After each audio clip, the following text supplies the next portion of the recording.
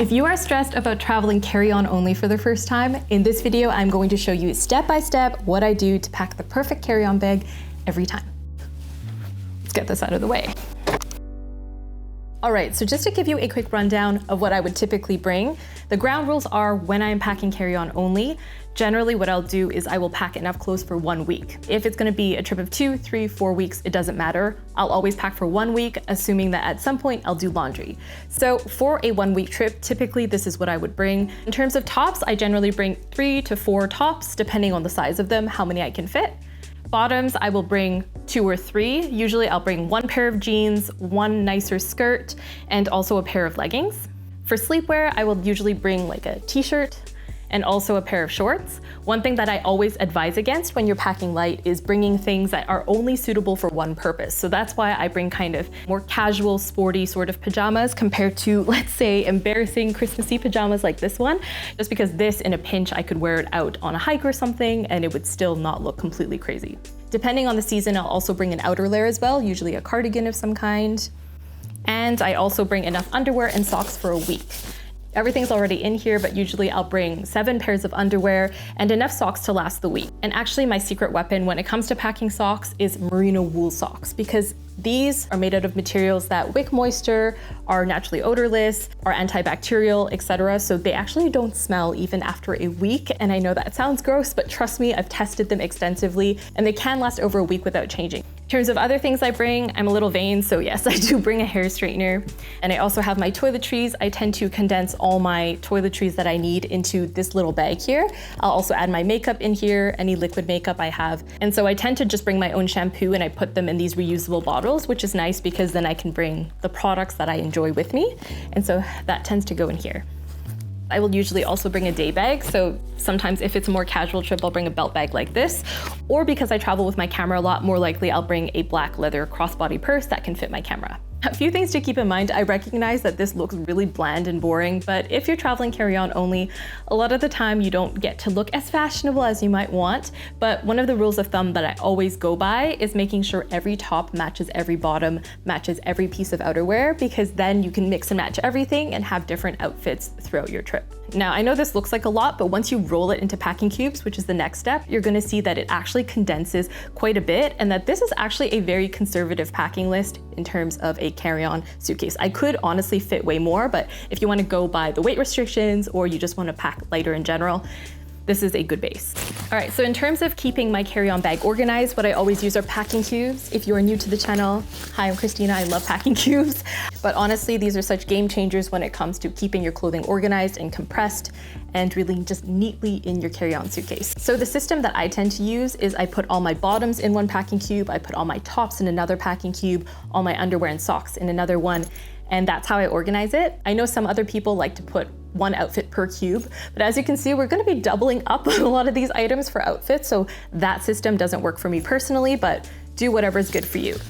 So now I'm gonna roll all the bottoms into this cube, and as I mentioned before, I do like to have a variety in the different bottoms that I bring, so a pair of jeans, a nicer one that can kind of dress up the different tops that you have, a pair of leggings, which is good for keeping warm as well under the skirt if the weather's not right.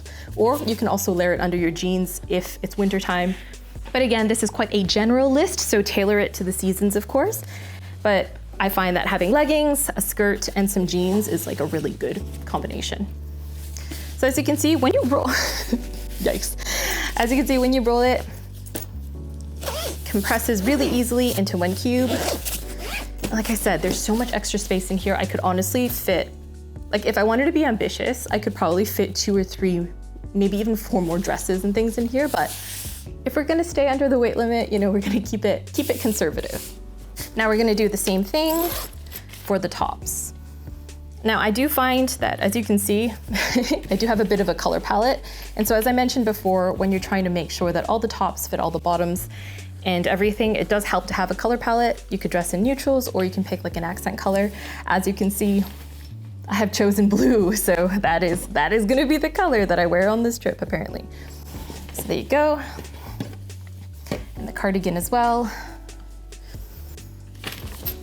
I'm not doing like the cleanest job here. Cool. as you can see, still loads of space left. So again, I could easily bring probably 3 more tops if I wanted, but keeping it conservative, right? Oh, my bad.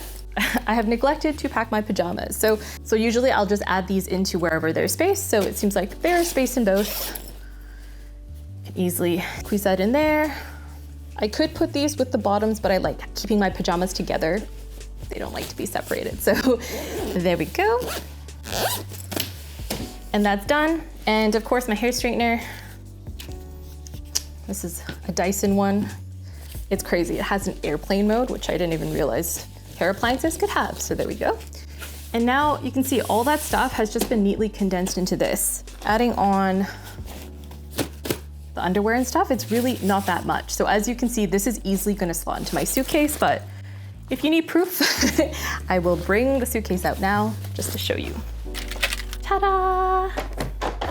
Okay, so I know the suitcase looks really roomy in this video, but that's because I've got a wide angle lens on there. So really this is compliant with even budget airlines. I've brought it with me on Ryanair, EasyJet, etc. And it is compliant within those restrictions, just to give you an idea. And so usually when I'm packing, what I will do is anything that is squishable, so like the packing cubes, I'll actually put on this side where there's the extra zipper to compress it down further. It's nice, very nice.